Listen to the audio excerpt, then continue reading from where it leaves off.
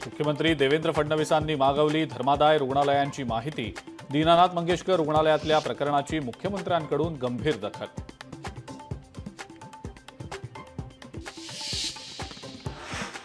8 आणि 9 मे रोजी वित्त आयोगाचा महाराष्ट्र दौरा। त्या अनुषंगाने सह्याद्री अतिथीगृहावर तयारीची बैठक संपन्न। मुख्यमंत्री आणि दोन्ही उपमुख्यमंत्र्यांनी तयारीचा घेतला आढावा।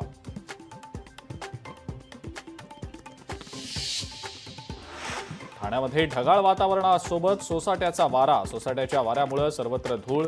मेट्रो आणि रस्त्यांची कामं सुरू असल्याने संपूर्ण शहरात धुळीचं साम्राज्य।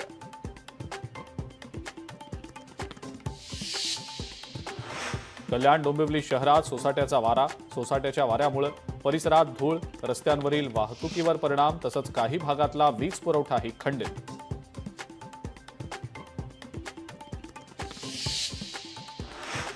नाशिकच्या इगतपुरीमध्ये पोलिसांना जमावाकडून मारहाण। मारहाणीमध्ये पोलीस कर्मचारी कृष्णा गोडसे आणि रामदास वाघ यांचे कपडे फाडले।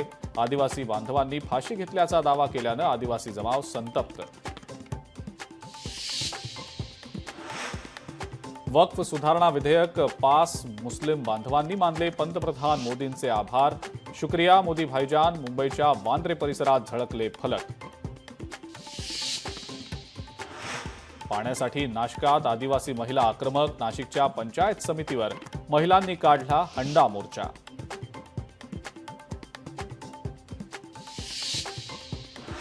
अहिल्यानगरमध्ये अवकाळी पावसाचा फटका। 39 गावातील 2000 हेक्टर क्षेत्र झालं बाधित। टोमॅटो, वाटाणा आणि कांदा पिकाचं मोठं नुकसान।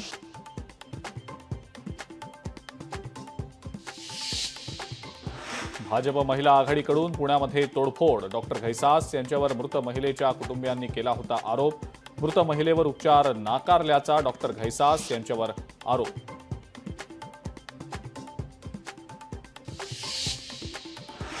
MMRDAचं प्रकल्प बाधितांसाठी आता नवं धोरण। आता घरांऐवजी थेट आर्थिक मोबदला मिळणार। पुनर्वसनातल्या अडथळ्यांना दूर करण्यासाठी नवीन धोरण।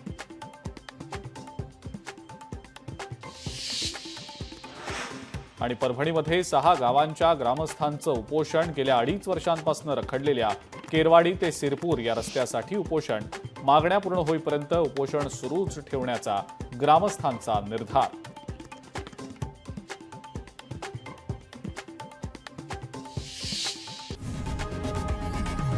लोकशाही मराठी ऐका, पहा, जागरूक रहा।